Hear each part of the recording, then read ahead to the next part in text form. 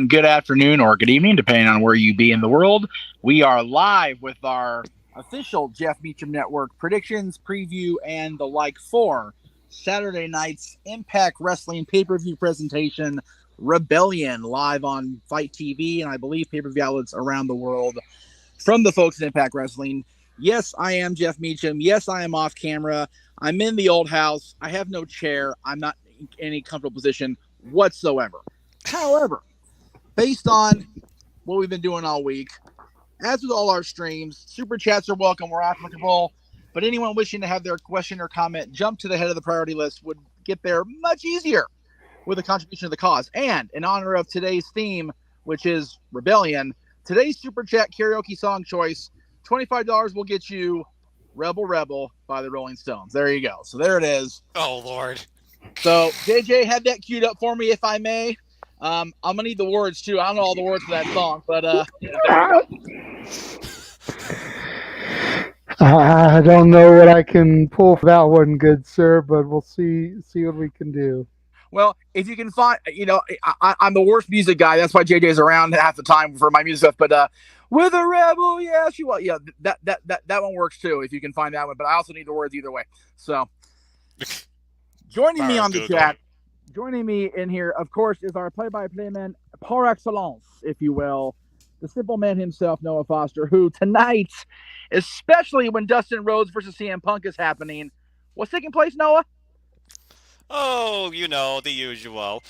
That's professional wrestling! Damn it! That's right. Professional wrestling, the natural Dustin Rhodes against the best in the world, CM Punk. Let's just take a moment, kids. We'll get to that at 8 p.m., of course, but we got to predict Impact because that's why we be here.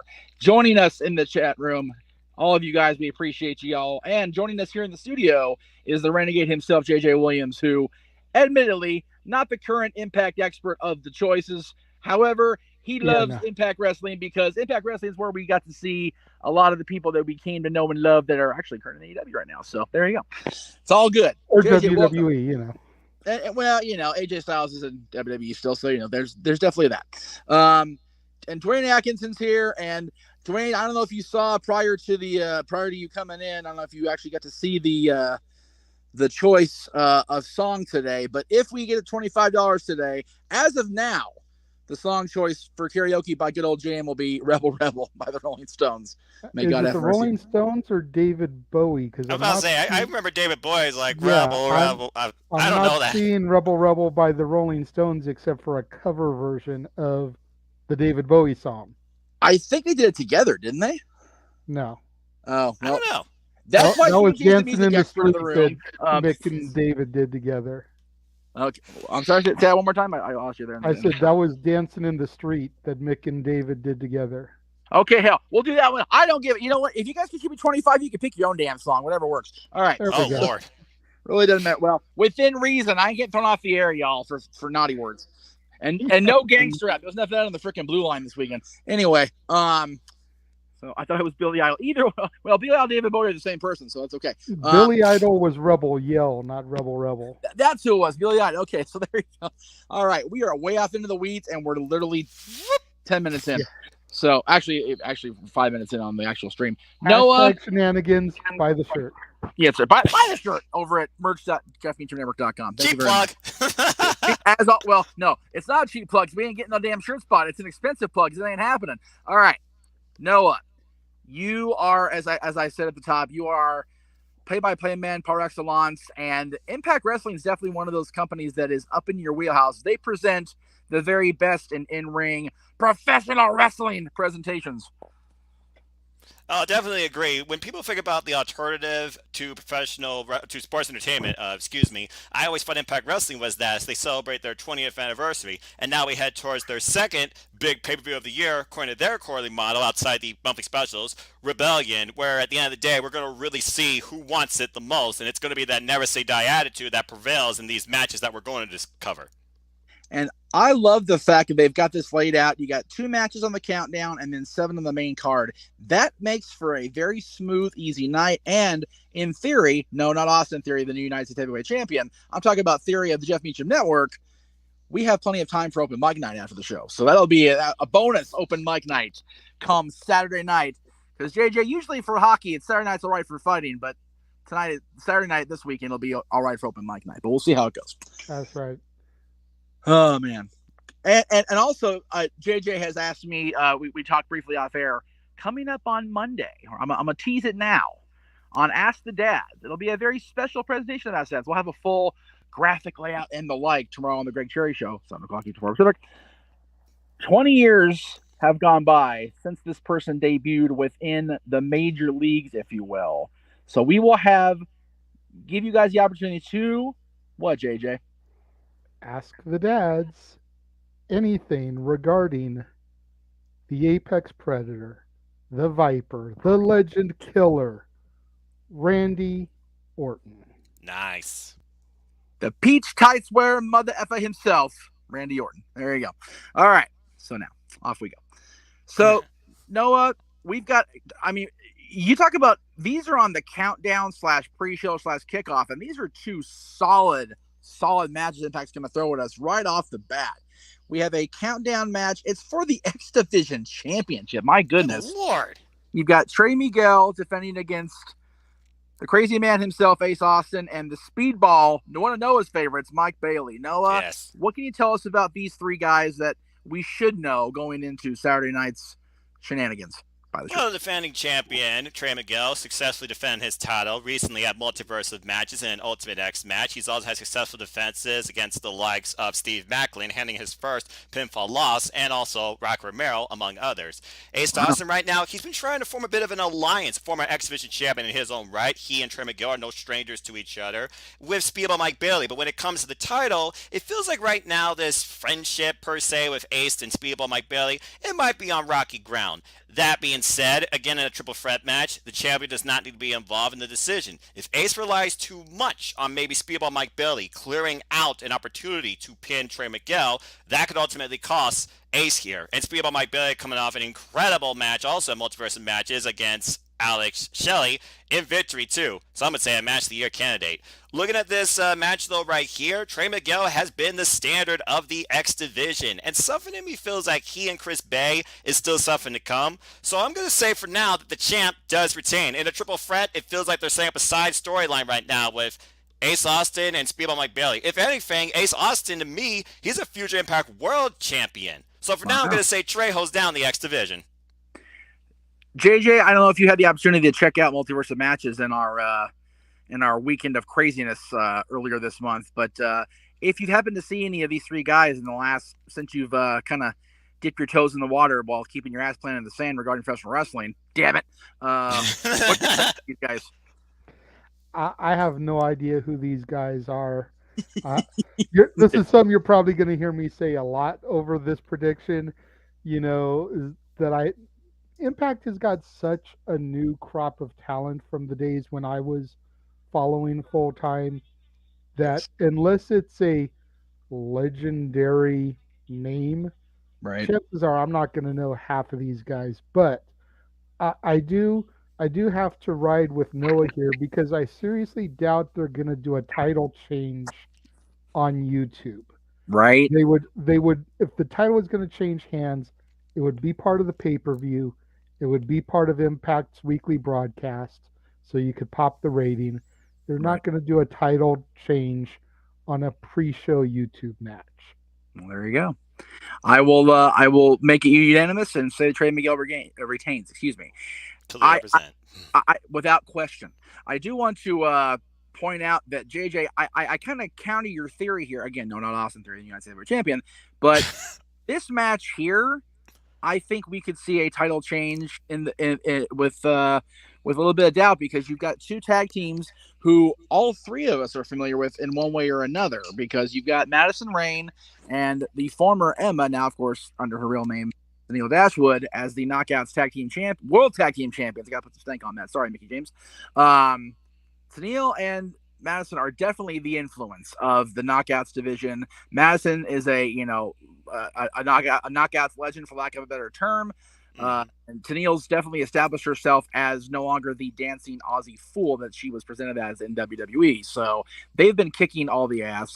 And over here, you've got the Inspiration, who as the Iconics, former WWE Tag Team Women's Champions. They came into Impact and won the tag titles immediately at Bound for Glory, and they are itching to get those championships back. So for me, if they're going to do a title change on this countdown show, it would be the Inspiration. Having said that, I'm going to pass to Noah, but I will say there is a title retention here. The Influence will walk out of the countdown to Rebellion with their championships intact.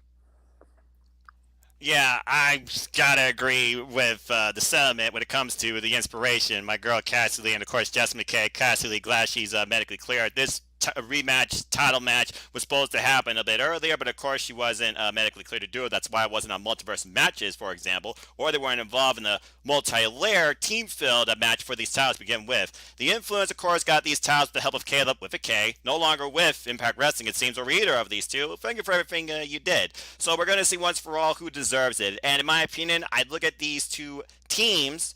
I see Madison Reigns and Neil Dashwood. They both have potential to pursue maybe the Knockouts Championship or go on a singles run. When it comes to the Inspiration, they are tag team partners for life. And everything they wanted to do, they wanted to do it as a tag team. They wanted to push forward tag team wrestling. If there's going to be something that happens on this countdown, and I would not rule it out, for me, it's the Inspiration regaining the gold. In my opinion, outside these two teams, they show me they do have other teams, but several of them right now have other priorities. Maybe you do get Lady Frost and Michelle Shaw challenging the champions at a later time. But right now, I feel like they're going to give it back to the Inspiration, and maybe Madison Reigns and No Dasher will implode in their own feud. I'm going to go with new champs. Wow, hot take. I like it. JJ, you're going to be the tiebreaker, I guess. I'm going to stay steadfast and say that there's not going to be a title change on the YouTube channel. I feel like Madison is enough of a seasoned veteran that she doesn't need to be in the Knockouts world title picture.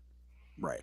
That she's much better suited at this point in her career in helping to establish other females by carrying them through tag titles and whatever, like she's doing with the former Emma.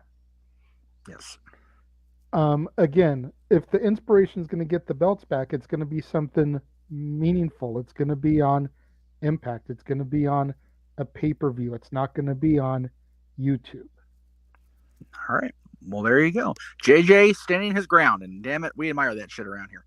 So, let's see. We're going to go with... I'm going to go with this one next just because I feel like it. Three-way dance. Again, we all know my usual opinion of three-way dances, triple threats, whatever you want to call them, but damn, I'm here for this one. And this is on pay-per-view, so this is definitely one to tune into. We're all familiar with Chris Sabin, especially JJ and I in the PWG crowd, if you've been a follower of No DQ, and Chris Sabin's shenanigans, yeah, we can't air that either. But it's okay. It can't. Just, yeah, very, very foul. Yeah, anyway. But Chris Sabin, one of the best wrestlers that can be considered a homegrown Impact TNA talent, former world champion, former Triple Crown champion, if I'm not mistaken, Noah. He's held them all. And You've got Steve Macklin, who you mentioned earlier, just had his first singles defeat handed to him, by Trey Miguel very recently. I believe it was at the last major pay-per-view. So it was. And then you've got Jay White, who is just a freaking psychopath. And he's part of this. I don't know if he's actually part of the Honor No More. I having trouble keeping up, but he definitely has no honor when it comes to getting his way and getting the win. So he can be lumped in there just fine regardless. Jay White is the Switchblade. He is a complete maniac. I honestly, based on the Impact history of these three guys and based on what I know going in and what I feel going out of this show, I say this match results in Steve Macklin once again picking up a win here, and I say he pins Chris Sabin, much like Jay mentioned about Madison Rayne earlier. Chris Sabin has been around long enough where eating a pin is not going to be the end of him, whereas Jay White losing on Impact Television will be detrimental to his career throughout the world, not just here in the Impact Zone or wherever they happen to be filming this pay-per-view. I'll throw to JJ first, and then we'll get Noah's expertise.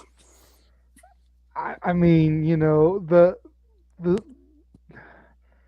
I got to go with what I know, and unfortunately, the only one I really know in this match is Saban. I mean, I've watched him the entire time I followed Impact. Right. X Division champion, Motor City Machine Guns, the whole nine coming to Gorilla. Yep. I, I've heard of Jay White, Yes. but I don't feel like I know him enough to be able to bet on him. And I've never heard of Macklin, unfortunately. Yes. You talk him up very, very highly, so I do expect some good things coming out of him. And once I actually get to see an Impact show, Yes. now that we've found access on the station out here in Victorville, BFE, California, Oh God, yes. hopefully I'll get to start seeing some of the products so that when we do the next Impact show, Yes. I actually have some knowledge and make some educated guesses. But for right now, I'm gonna go with the long shot. I'm gonna go with the dark horse. I'm gonna go with the Motor City Machine Gun, Chris Sabin. So And I'm probably gonna There you lose virtually every single one of these matches in our poll here, Noah. But I've got to go with my heart and my gut. So, hail but Sabin. at least you taking the L will make Noah's checking out the list very, very easily on your column. So it's okay. Noah, before you start on your prediction, let me just say this. Hey, Spectrum TV, can we maybe move Access TV station up in the single and the double digit channels? Can we make it above freaking 400? Yeah, thanks. Anyway, seriously, it's like channel 400 over here. Like, I don't want to, or 39, whatever. It's way the hell down there. Where if I didn't have the freaking DVR set, I'd be a freaking train wreck. Anyway, no, it's far enough down the list that it's usually by where like HBO and Showtime is. And it's like, Mark Cuban, you got a great channel, but it ain't a premium channel. Come on, brother, help us out. All right, Noah, give us the lowdown here. What should I be watching for in this match? Well, first off, JJ, I always respect your heartfelt predictions when it comes to those people you are near and dear with, such the way I am with my iconics, Cassie Lee and Jessica McKay. Again, my favorite one for WrestleMania 35, but I digress. That being said, so this match really stems, in short run, actually, from what happened at the Multiverse of Matches. As a Switchblade, Jay White will tell you, I'm the man that sold out Madison Square Garden. I am the Grand Slam champion, the last real rock and roller, the real leader of Bullet Club, and it will continue telling you all of his accolades, and he backs them up too. Chris Sabin is the guy to hand Jay White his first singles loss since Jay White has come to Impact Wrestling. Shocked the world when the former Metallic Shelley wasn't able to do it. And Steve Macklin and Sabin, they have had their bitter rivalry for months now, and it really came ahead when Steve Macklin was called out by Team Impact during the Honor No More feud as the traitor, which we found out later was Eddie Edwards. So Steve Macklin, he wanted to get a piece of Sabin because he was on that team, and Jay White wasn't having none of it. But Jay White didn't want to push his boundaries until he had the opportunity to. And so he low-blowed Steve Macklin, who now has a death wish, it seems, to take out not only Sabin, but Jay White. Again, in a triple threat, it comes down to who you see taking the fall and who you see moving forward in or out of the decision. Switchblade Jay White is not going to lose this match. He will not be the guy that will be pinned or submitted, which leaves really the focus here, the two main Impact guys, Steve Macklin and Chris Sabin. If I'm looking at what's going forward here, I think about this. Jay White is out for redemption. He wants to avenge that first and only loss he's gotten in Impact Wrestling to Chris Sabin, Hell Sabin. And honestly, with the way Jay White goes about his psychology in matches, he might be the one to take the opportunity and pick up the win over Sabin, redeeming himself. And Macklin here, he basically, once again, doesn't get pinned or submitted, still looks pretty strong, and maybe the continuation of him and Sabin continues, or does it dissolve somehow into Jay White versus Steve Macklin, which would be a very interesting feud in that too, this lone warrior that only causes mayhem. Hello, Wardlow. That being said, I'm actually going with Switchblade Jay White to pick up a surprise win out of nowhere, rolling up Chris Sabin. Oh, there you go. You mentioned the traitor ended up being Eddie Edwards at the last show, which was truly a shock considering how much he stood up and been, the heart and soul of Impact Wrestling since they were branded as Impact Wrestling by Bruce Pritchard all those years ago. But his match on Saturday is currently up in the air because of the injury to the Ring of Honor undisputed, damn it, world champion Jonathan Gresham. So let's just talk about it really quick here in case it does happen. Gresham, again, is coming off the biggest weekend of his career. biggest weekend of his life when you think about it. Really, he took that Ring of Honor original championship all around the world, defended it with honor. Very funny, Jeff, and ended up becoming the undisputed champion at Supercard of Honor. But now he's dealing with the likes of Jay Lethal and Sanjay Dutt, and now he's got a gentleman by the name of Samoa Joe as the TV champion nipping at his heels too. Bad enough Suzuki was on his ass. Now he's got some more friggin' Joe crawling up there like, hi, I'm back. Hi, hello. So Gresham, other than having his bell rung this week, already has enough to worry about as it is.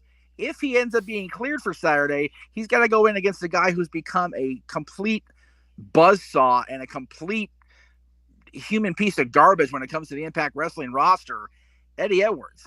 Again, a guy who, talk about honor no more. My goodness. Definitely no honor amongst anybody on that team, especially the fallen hero, Eddie Edwards. If this match does take place, it's taking place in Impact Wrestling. And as hot as Jonathan Gresham is right now, Eddie Edwards needs to pick up a victory to solidify his place as, hey, I'm still the guy around here, but there will definitely be hashtag shenanigans involved in him getting the victory. If Jonathan does not show up, I got to believe they're going to hand Eddie a match of some kind or other, but either way, Eddie Edwards walks out of whatever match he has on Saturday with probably the very shady victory, in my opinion, but definitely a victory. Noah, where are you at on that? Yeah, I definitely agree. While Jonathan Gresham's appearance is still up in the air, where he already confirmed he can't go over to Progress right now after his match with Don Callis and Battle of those two. Great stuff, by the way. Defending the Ring of Honor World Heavyweight Championship, but possibly sustaining a suplex, or botch, a concussion off of a back suplex spot. Regardless how you look at this right now, if Eddie Edwards is going to continue this tirade of, I may be honor no more, but I am still the best professional wrestler you will see here, he's going to try and pull some short of hashtag shenanigans against opponent insert here, Gresham or not. Eddie Edwards going to win. Mr. Williams. If Gresham is able to compete, Gresham is going to retain the title. He just got the strap. Officially, the unified whatever. They're not going to have him drop it just yet, especially don't worry, JJ. This is a non-title grudge match. The only thing at stake here is honor. Okay, I was unaware. I was under the impression it was for the title. No. Then Eddie Edwards, regardless of who he faces. There you go. Okay. Yeah, sorry. I was trying to jump in there and say that, but he got rolling too fast. My bad. Okay. Let's see what we got here. We'll go ahead and go with this one next. This is another non-title match, but just because it's does not mean it's gonna not tear the freaking building down. Okay. I'm definitely going to need Noah to talk first because I have no idea who either of these jabronis are. Whoa. Okay, first of all, not jabronis by any means, but Noah, the first name on the Japanese guy, you have to help me for sure. But Jonah, we saw in NXT as Bronson Reed, and again, another NXT castaway that was done way too dirty by the 2.0 colors. And he has just been a complete train rolling through the tracks, not just down them in Impact Wrestling. Oh, hell yeah. And Ishii, God, like, this is one of those, it's going to be like watching Suzuki and Joe Wednesday night last week. It's going to be like, who's going to flinch and blink first? Yes. Thousands times yes. And JJ, I love your humility, my friend. Tomohiro Ishii is no jabroni. He is one of the toughest men ever in professional wrestling. You will have to kill this guy to stop him. You fought PCO versus Jonah was insane. Wait until you see Stone Pitbull Wrestling, the personification with this man. Tomohiro Ishii coming off an incredible match and victory against the king himself, Minoru Suzuki, over NJ Riot this weekend. And of course, Jonah, the top dog, he just got over a feud with PCO, beating him for the second time this past Thursday on Impact Wrestling, and was also involved in a crazy six-man street fight at NJ Riot on the losing side after eating a shillelagh to the face, courtesy of David Finlay. But this is Impact Wrestling, and Jonah is out right now to prove a point. Why Tomohiro Ishii, he's the guy that's like, doesn't matter where you are, where you come from, America, Japan, what promotion, you want to fight, I will fight you. And heads up, Tomohiro Ishii takes on Eddie Kingston next month. I can't wait for that match at the next NJPW special. But that being said right here, this one could go either way. But I like to think about this. There's another guy in Impact Wrestling that has history with Tomohiro Ishii and has not beat him yet. The current Impact World Champion, Moose. And based on the outcome of that potential world title match, that could play a factor here. Maybe Moose proving a point. because Ishii's a guy that's not necessarily out for championships. He's out for the best fight, and you have to kill him to beat him. That is his mentality, as he literally was almost nearly marked for death. But that being said, looking at this match, if Jonah is going to continue his tirade of absolute dominance and strength, you got to find somebody that will make him look human, while he made PCO look human. And I'm going to say right now that I feel my boy Tomohiro Ishii is going to surprise us and get the better of Jonah here. All right. I will say Jonah picks up the victory. You mentioned Moose. Moose will be on. We'll talk about Moose here in a little while here in the main event. But I think Moose definitely have be a factor in this. I definitely will see him. We will see him cost Ishii the win here, and I'll just go with that because that's what I know and that's what I'm assuming. JJ, did you give a prediction here, or do you? I have not given a prediction yet. In all jest, Noah, I only use the term jabronis because I have no idea who these guys are. Fair enough. It's like Al Snow when he used to talk about the Baba Ganouches, every week, the jobbers that would come out. Take it back. It's Billy Baba Ganoush from the North Carolina Baba Ganoush clan. Throwback. All right, respect. Love it. Yeah. I love it. Yeah. Side note, me and Statboy went to a show one time when Al was doing the commentary on Heat with Jonathan Coachman. And Lord. we had a sign that said Baba Ganoush Brothers, and you totally saw that shit and was dying the whole time. Love it. So. Love it. But you say that Ishii has history with Moose, so I'm going to go ahead and go with him to win and then potentially get a title shot coming off of that. There you go. All right. So awesomely enough, every other match left on this card is a championship match. All right. And I love it. So we'll start with the Knockouts World Championship. Not saying it's any less important than the other women's championship match, singles match, but the other match I'm looking forward to for reasons, and we'll get to those reasons momentarily. But these two, Tasha Steelz has been nothing short of remarkable. She defeated the legendary Mickie James for that championship, basically pulled Mickey's Punk card, called it, and then stole the card from her and took the title along with it. You gotta, regardless if you like or hate her approach, you gotta respect the shit out of that. And then you got Rosemary, who's just flat out flipping crazy. She's another one of those psycho broads that just you don't want to mess with her. And she's very much in the same vein. Decay kind of definitely rolls along the same thread as our dear sweet Daphne, and I love Rosemary. I always have. I love the whole gimmick. Having said that about Rosemary, and I do want to see a great match, and I think we will. Tasha Steelz is on a roll, and I don't think that the path will decay for her anytime soon. She retains here. Yeah, I feel at this point with Tasha Steelz just starting her first Knockouts World Championship reign, and the heavy in her corners have been Evans, with his primary of both heavies, Evans and Jessica Havoc, mixed it up on the outside of the ring, as it was teased kind of, which was the fallout to those two teams leaving the multi-layer tag match for the Knockouts Tag Team Championships. I do feel like right now that Tasha Steelz is going to retain. Rosemary, a former Knockouts World Champion herself, and honestly probably Knockouts OG of this generation of Impact Wrestling. Again, she's up there with Abaddon and Shauna Reed when it comes to the spectrum of her creativity with her character, but also her passion and what she brings to professional wrestling. And again, Decay has always been a focal point of Impact Wrestling. But for right now, as much as she sometimes annoys me because I don't know if I want all that flavor, I am going to say that the champ retains. As long as it's Flava, not Flava Flav, I'm good with it. Fair enough. I agree about that too. Lord Almighty.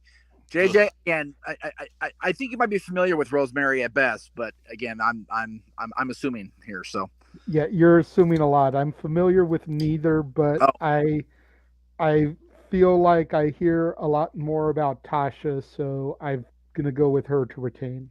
Very good. These two ladies, I know you're familiar with. One because you've seen her recently on TV, on Impact, at Ring of Honor, defending championships. The other lady, very familiar to the NXT audience recently, very familiar to the Impact audience for many years, Lucha Underground audience as well. We've got give me the pronunciation. Oh, here we go. The AAA Reina de Reinas Championship. Thank you, sir. The virtuosa Deonna Purrazzo, who's also still, as of now, the Ring of Honor Women's Champion, defending against, help me out with her pronunciation on her nickname too. La Wea Loca, Taya Valkyrie. Of course, Taya, we all know, in addition to her a massive amount of accomplishments, is the wife of the always dear friend of the channel, John Morrison. We love John to pieces. This is something I'm looking forward to. This is, honest to God, guys, this is the reason I'm watching this show Saturday. It really is. I am such a fan of Taya's. I've been a fan of Taya's from the beginning. I was so glad she joined Impact because I was honestly not a fan of Lucha Underground because it was just way too soap opera-y for me. And this is coming from a Young Wrestlers fan. Let's keep that in mind. Just throwing that out there. But I loved her as Impact champion. These are the two longest reigning single reigns as Impact Knockouts World Champions. Both these ladies held the championship the longest in their respective terms. Of course, Taya set the standard. Deanna said, hold my beer. Good on her for that. I honestly agree with Dwayne here in that Deanna doesn't need to carry booking. As awesome as it is to see Deanna two belts, I think the whole two belt thing has become way too cliche since Becky set the standard. So I honestly feel that Taya will indeed regain the AAA championship and carry that championship through back into AAA and carry it on TV wherever she may go, because as the notorious Tony Khan, with his big announcement tonight, let's not forget about that, has said, the forbidden door is kicked open. So Taya can take that championship anywhere she wants to go, as can Deanna with her Ring of Honor championship. And I feel two women carrying one each championship is the best way to go. Taya regains the title here. JJ, I'll go with you first. I hate when you put me on the spot like that. I need Noah to hype it up. Not that you didn't do a good job, sir, because you did a really good job pitching. But I got to hear what our expert analyst here has to say. Yes. You have Deanna Purrazzo, the personification of technical excellence in her confidence and prowess. Since she became the champ, 7 successful champ challenges in a row, most recently against Willow Nightingale, who challenged for the Ring of Honor Women's World Championship. And the most recent challenger, the AAA Reina de Reinas Championship, was the very person that Deanna Purrazzo took it off of at Triple Mania. Fabi Apache, who definitely took her very far at the Multiverse of Matches. And then you have a ghost from the past, and La Loca, Taya Valkyrie. These two are no strangers to each other, contending over the Knockouts World Championship, where Deanna Purrazzo won, making her submit. Taya Valkyrie is not only looking for a victory, she is also looking for championship gold. And so far during the Champ Challenge, the Reina de Reinas Championship has not been defended as many times as the Ring of Honor World Championship. With Taya Valkyrie's familiarity to Triple Mania and AAA, it makes sense for me to see Taya Valkyrie be the one to take this particular crown off the Virtuosa. If it's not her, I honestly don't know who could take this particular crown off Deanna Purrazzo unless she invades AEW and Ty Conti tries to go for it. But in my opinion right now, if Taya Valkyrie is trying to make a stand, not only to come back through Impact Wrestling, but be a champion for AAA, which we now know is under, more so, the creative influence now of Tony Khan, I think Taya Valkyrie will be the first one to take one of the crowns off the champ. I have a new champion. That's two of us, Jay. Put me down then. You guys have sold me. You know, I have nothing against Deanna Purrazzo. The couple of things I've seen of her, she's definitely the standard bearer for this generation, or at least one of them. But you guys have sold me on Taya taking her strap back. So there you go. All right. This match actually was just added here recently, like within the last couple of days, because I guess Impact went, there's not a tag title match. Shit, let's do something quick. 8-team oh Lord elimination challenge for Violent by Design to have to get through to walk out of Rebellion as the World Tag Team Champions. Teams to be named at that. We have no idea what Scott D'Amore and company are going to throw at EY and his band of misfits here. So based on the little knowledge I have, I mean, no, you run the predictions league better than any of us. I would say we kind of call this one a wash, only because we either have to pick retention by default or wait and see what happens. And as it's a gauntlet match, it's going to be a train wreck to try to figure that out. It's one of those things where I know to a certain degree what's in Impact Wrestling, but it doesn't still give me the full picture or design. Violent by Design, of course, who won these titles off the Good Brothers. There's obviously one of the teams for you. And the Good Brothers, who came up short thanks to Honor No More. There's another team for you, but no idea what combination in a Lumberjack match. Other teams that could be involved here, you could have Rich Swann and Willie Mack, your boy. You could also have Finn Juice, yeah, that's potential right there. Although I think Juice Robinson's done with wrestling, we haven't seen Finn Juice involved in Impact Wrestling in a while, so I wouldn't count that. You also have who they're facing on BTI this Thursday. That's the show before Impact Wrestling, folks. You can find that on YouTube. In Heath and Rhino. Oh, baby! And he's got kids. You got the major players now together once again with Matt Cardona and Brian Myers. There's even been talk of them boys, the Briscoes, showing up here at the pay-per-view too, who of course fell short to the Good Brothers at the multiverse of matches. And while that does fill out a lot of the field, that still isn't your full 8 teams. Oh, and I guess Bullet Club is there too, and I have no idea what combination there is. But as far as these titles go, and as far as these champions, Violent by Design, they are the personification of Impact Wrestling. And with the Freebird rule, you have no idea what combination you're going to get from these 3 maniacs. I mean, Joe Dorame and Eric Young, that's enough right there to be like, okay, they're going to retain. So based on just that identity and the amount of unpredictability, I'm going to say that the champs somehow survived this and retain too. There you go. All right, very good. Renegade, where you at? Just I don't know enough about the tag division over there right now to know like who could even be potentials. Like, I mean, someone just said FTR possibly showing up. It's always possible that Sabin could lose his match, and maybe him and Shelley as the Guns could enter. Yeah, true. Yeah, you know, they could pull a rabbit out of their ass and pull some team from TNA or Impact History to come out there and try to surprise everybody. You know, if the door is open, who's to say the Hardys can't come over? LAX. Yeah. And Jay, if this forbidden door is open far enough, you know, it could be anybody. And if you don't understand, you didn't know who I'm talking about? Why can't it be the Outlaws? Right. Road still got some gas in the tank, and you know, Mr. Cock. I mean, Billy Gunn. You know, he's always got a match to do up in, so why not? It could be anybody. You're like really muffled, Jeff. Oh, I am. I'm sorry. Hang on. I did hear all that though. To be fair, and also, ladies and gentlemen, keep in mind we're doing these predictions ahead of the go home for Impact Wrestling's Rebellion. Right. Predictions subject to change, but stay tuned. Yeah, AMW is guys, something that I was thinking in my head. You know, when I mentioned somebody from history.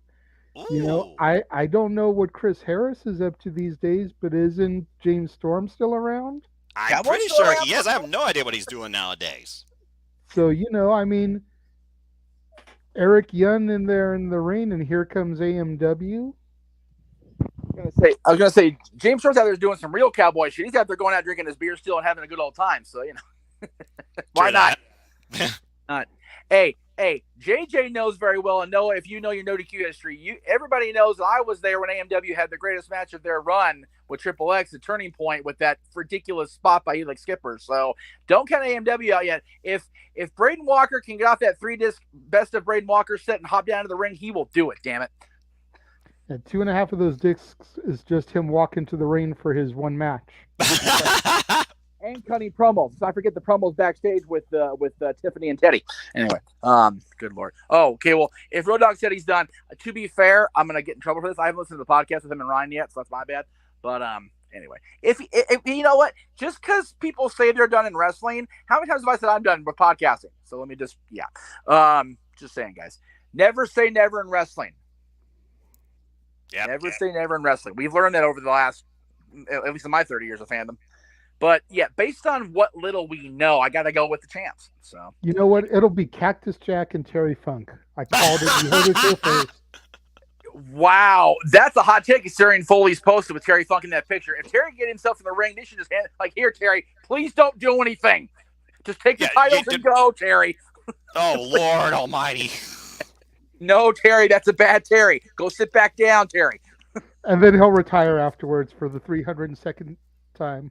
Put it this way: when Terry started looking like Dory Jr., it's like, yeah, Terry's definitely done at this point. It's interesting. Now, the main event, again, in theory, not the United States champion, but the world champion of Impact, Moose, will be facing the guy who arguably, depends who you talk to, got royally shafted here by Moose at Bound for Glory. My goodness. He finally wins the world championship, defeats Christian Cage, one of the greatest champions, arguably in Impact history, and then Moose literally called his shot right there on the spot in the biggest show of the year. He is your undisputed Impact World Champion. He's unified it with the TNA Championship over the years. He is the guy, and as much as I would love a feel-good moment for Josh Alexander, if one thing Moose is known for, it is not feel-good moments, folks. It is for destroying lives and breaking people's hearts and messing up dreams forever. Moose walks out of here the champion. If they're going to go with him and Ishii, they got to get him through this. It's not going to be a run-through. Let me just bring that clear right now. Josh is going to give Moose the fight of his reign so far. This is going to be the toughest test for me, in my opinion, of Moose's championship reign so far as the definitive world champion of Impact Wrestling. But Moose has got to walk out of here as champion.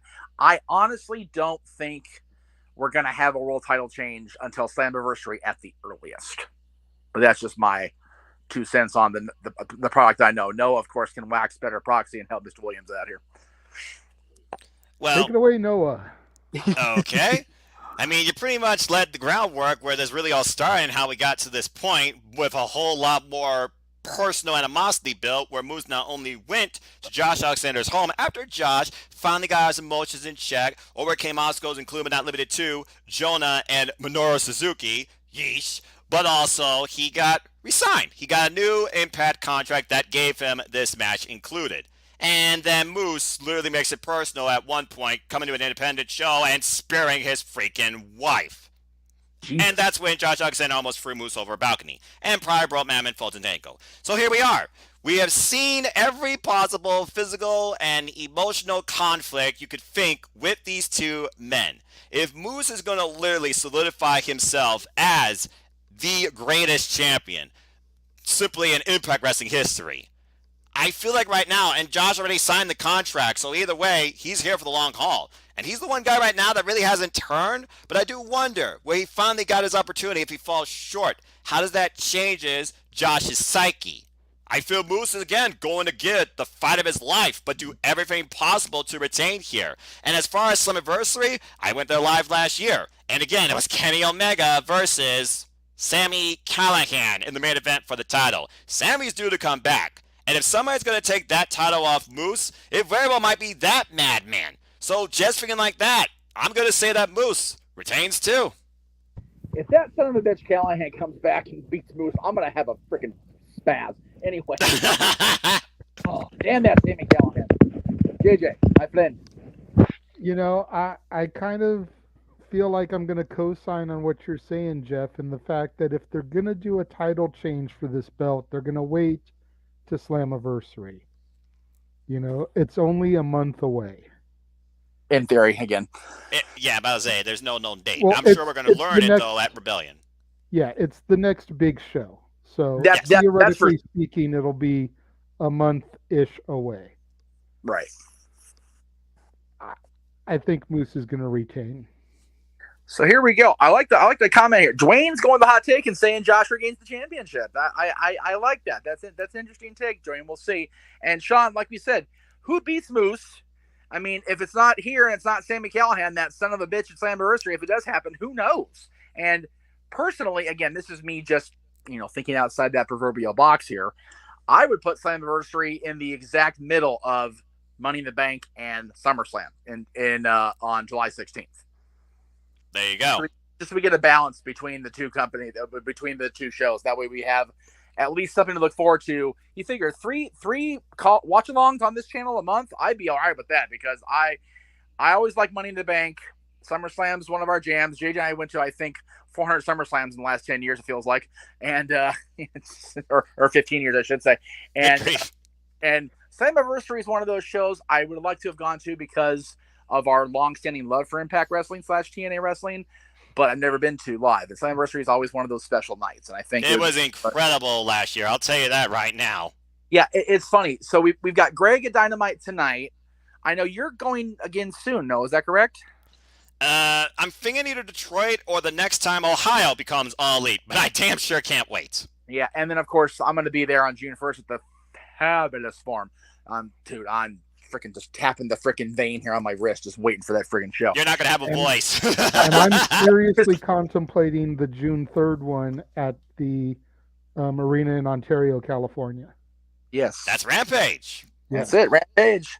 So Sean is coming in out saying hope and Taya beats Deanna. It's not so much I hope, because I actually enjoy both women very much as champions and as competitors. I just want to see different things going forward. And I think if Taya takes the AAA championship, I'm saying that terribly, and I'm sorry, but that championship, back to Mexico and throughout the world, and gets recognition on that championship, while Deanna continues to carry the championship of honor whenever Ring of Honor actually opens back up and starts, going with gusto. We've got, exactly, because regardless of how you feel about people's championship reigns right now in the women's world of wrestling, you've got Charlotte Flair, who has been the standard bearer in WWE for many years now. You've got Bianca Belair, who is the perennial favorite of everybody right now. You've got Mandy Rose in NXT, who is surprising the world with how much of an effective character she's been and how honestly her matches are going. I can't even deny her how well she's doing. Over in Impact / Impact / Ring of Honor / AAA, you've got Taya possibly, you've got Deanna, and you've got Tasha, who are all three just looking like gold right now. No pun intended there. Over in AEW, you've got Thunder Rosa, who defeated the legendary Britt Baker, who is going to Britsburg tonight, and Greg is here for. Oh wait, hang on, I'm sorry. Who defeated Dr. Britt Baker, DMD. There, I feel better now. And again, they're going to Britsburg. I cannot wait for that pop here in about 40 minutes. I'm going to lose my mind.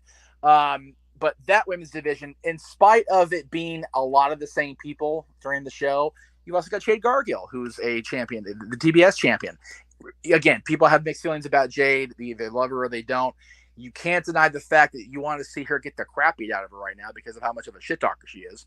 So I am content with the future of women's wrestling right now, as far as the immediate future. And Noah, you always, and again, I agree with Dwayne here. They made Roxy look like a friggin' star last night on NXT 2.0. If you missed, Roxanne made her debut in NXT. She faced the non-redheaded Toxic Attraction. Forgive me, I'm sorry. JC Jane. I may not watch the product, but I do know the names of the champs, even the tag champs. Yes, thank you.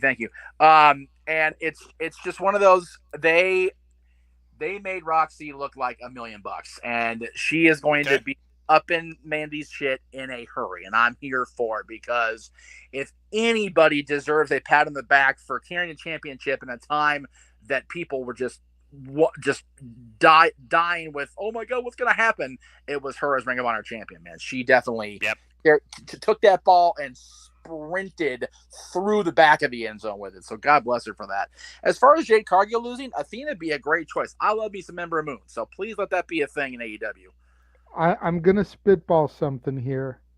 Yes, sir. And it's the first thing that came to my head when I saw the question pop up.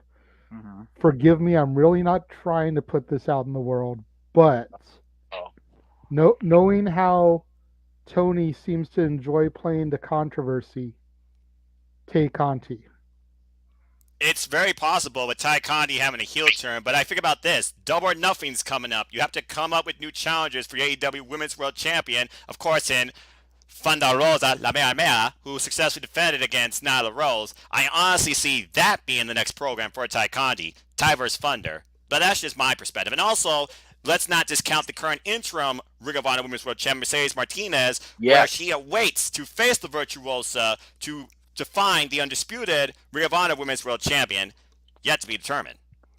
And, if they put either championship in the AEW on Ty, think about it. She'll have one of those, and Sammy's the TNT champion again. Boom. That's why I think give her the TBS title. That makes the most sense. That would just be hilarious. It would be. As controversial as they are, have them be the representatives of the brand.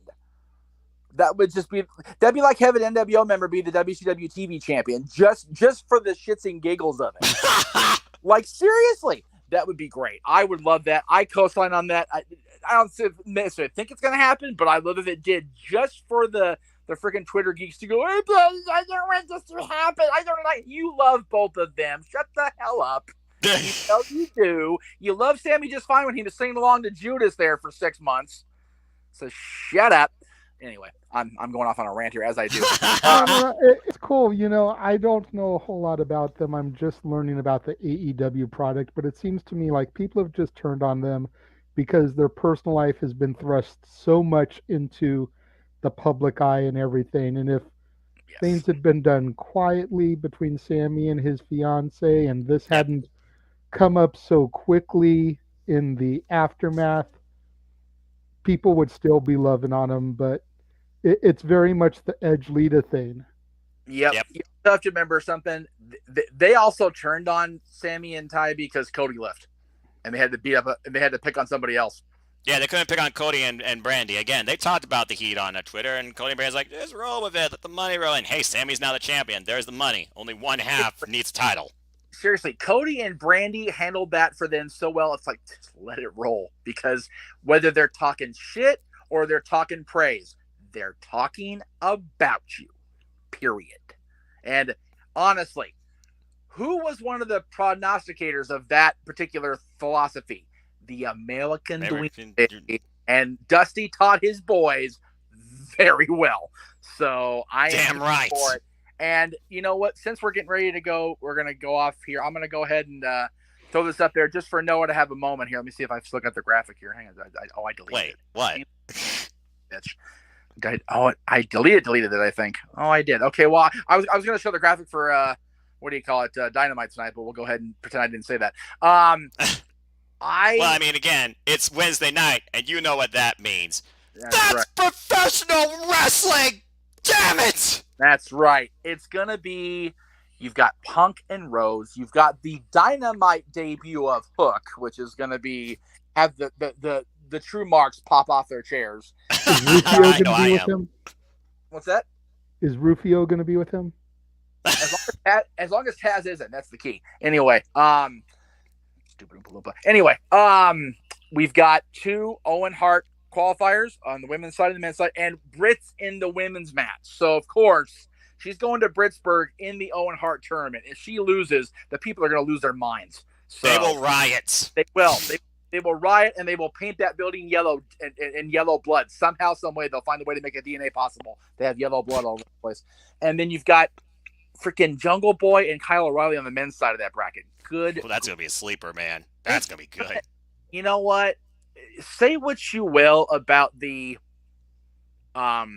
taking advantage of the Owen Hart name, however you want to quantify it. These matches in his honor that are going toward this cup win at Double or Nothing for either gender, my goodness, somewhere the Rocket is smiling like, this is awesome, because these are great matches, and I'm here for every one of them. Same. Just love it. I absolutely love it. And so there's some. There's another match I'm not remembering off the top of my head. Besides the big announcement from Tony Khan. That would be Andrade El Iglo versus Darby Allin in a coffin match, and that's the main event. Yeah, and you know what? When you have a match like that, yes, it's very gimmicky. Yes, it's a direct rip-off of a guy who just went in the Hall of Fame. Let's not even front. But you've got 2 guys who, in a very short amount of time, have really built this rivalry up to a coffin match. It looks like the only way they can end this thing. So I'm ready for it tonight. And I'm also happy that Cece's in the room. Hello, Miss Cece. Good to see you watching along. And again, once we get everybody settled in, we need to make sure you and JD are both watching the Impact and Edge and McCain, the Renegade here. We gotta get them caught up on AEW now that we found TNT and TBS, and Impact now that we found access at the freaking 400 level channels. Get it, Mark Cuban, you son of a bitch. Anyway, but yeah, again, Punk versus Dustin is the key for me. It really is. Yes. Everybody knows my for the Rhodes family. I've not kept that quiet at all the last 20 years. I loved Dusty to death, literally. I love Dustin. I love Cody. I'm happy that both guys are getting at least, because figure Dustin's been kind of putting it like, you know what, Cody left and everything, but I'm still here. Let me do my thing. He's had great stuff here lately. This could probably, besides his match with Cody that opened up AEW, this could be the probably the best match of his AEW run for Dustin. No doubt. Again, you have a man that defines passion in the natural, 30 plus years in the business versus the best in the world building his own Hall of Fame legacy. But both these men go with an old school mentality, never locked up before this moment. This is going to be something to remember. I cannot wait for this. Yeah, and I agree with Dwayne. This will probably be the curtain jerker. You know, that Most used likely. to be an insulting term, but these guys are going to get that crowd hot and ready for Britt, for the coffin Yes. match, Yes. for everything else coming down the entryway there. When this it comes to evening. Dustin or CM Punk, they set the mood that makes you glad to be a professional wrestling fan on AEW. Yeah, and so let me ask you guys both, because I've kind of said my piece about this on social media. What do you think Tony's going to say tonight? What's going to be the big thing? Oh, gosh. There's a couple of thoughts that are rolling in my mind, and I really feel like it's going to be some super huge multi-wrestling company special, especially with the fact that they're going to California soon. And if Rampage is going to be a separate date from Dynamite, and California is well known for NJPW type shows, I see a super show coming in y'all's future in California. Yeah, again, JJ, where and again, yes, it's not open mic night because we still got time, so we're good to go. Whatever. I'm thinking it could be a TV deal for Ring of Honor. Oh, that'd be so awesome. Yes, that'd be great too. I mean, they just came back with the pay-per-view, So damn good. and they've had Suzuki versus Joe, main event Rampage. They've had all this stuff going on with the ROH titles. I'm thinking it's going to be something Ring of Honor centered, a TV deal. The question is what day do you put it on though? Because you've got Raw Monday, NXT Tuesday, Dynamite Wednesday, Impact Thursday, Rampage Friday. Yes, I know I'm leaving out things like Dark Elevation, NWA, but the 5 main days of the week have a major company, so you've got to go with either a Saturday or Sunday show. Or you pair it with the one day of the week, one of the weekdays that doesn't have more than one consistent show, and that's Wednesdays, because Wednesdays is AEW Dynamite. I mean, there's no NWA, there's no WWE, there's no Impact on. I mean, they get the BTs or whatever, but honestly, or BTI, whatever the hell. I think Ring of Honor on one of the channels leading into Dynamite. Ring of Honor on Fridays. Rampage essentially goes to 2 hours. 1 hour still Rampage, the other hour be Ring of Honor. There's that as well. I mean, again, they could always just try and do Ring of Honor on Tuesday nights against NXT, I guess, because you do have the YouTube special. I'm just thinking like with Tony Khan, because I've seen Dark now be shorter too, and as far as Dark and Elevation, NWA, those are YouTube-based type things. So yeah, at this point, they don't do it like Friday, but after Rampage. That seems like the most perfect fit for me, because I don't think you want, or AEW or Tony Khan wants to do 3 straight hours professional wrestling in a single night. Yeah, it's one of those. I don't want that personally, because open mic night gets pushed back another hour. If we run it on a Friday, that's gonna make. Let's get selfish with it. Why don't we, Jeff? What's up? So let's get selfish with it. Why don't we? I don't know. Selfish. It's about the fact that I enjoy being able to talk about professional wrestling. Damn it, at a decent hour, so I can take my whole ass to bed. Sorry for being selfish and wanting to go CP by. But I get it. But I digress. So as we prepare for Dynamite in just about 30 minutes, as we prepare for tomorrow night Impact Wrestling, as we prepare also for what is to come tomorrow here on our various channels, and I'm trying to get the graphics loaded, and of course they won't load any quicker. There we go. That's that's even easier what I was going to do. So we'll take that and run. So tomorrow you get a double shot of cherry. You know, I don't mean a cherry liquor. I'm talking about Greg Cherry, the longest reigning, the dominant WTC champion, because he is not only hosting Jack of All Trades at 5 p.m. Eastern, 2 Pacific on his channel, the Greg Cherry brand, but immediately at 7 o'clock Eastern, 4 Pacific, in what is today his usual time slot, tomorrow we will have the Greg Cherry show, which will lead into Impact Wrestling at 8 o'clock. So there you go. We are just, we are all over the place tomorrow. And then, of course, Friday, if I can find that one now. It's too many things to find at once, and I don't multitask very well. It's a multiverse, but I don't multitask. Let's see. There it is. There it is. All right. So not only do we have all of this coming up here, and I'll get the thing to load as soon as it'll do it. There it goes. Hi. I'll do this one. So not only do we have a jam-packed, and I mean topics aplenty and multiple things to talk about open mic night. We've got the fact that, yes, we have established that the AEW bots are a real thing. It's been... Oh, Lord. So James himself has said we're going to talk about this. And as one of the co-founders of Open Mic Night, we're going to throw it on the dice. We've got a topic, is pro wrestling in the United States back on the rise? We'll talk more about that Friday. We'll talk about the true legacy of the business of professional wrestling, sports entertainment, carnivals, whatever you want to call it. We'll talk about the fact that iPhone 6s are the devil, and we'll explain why.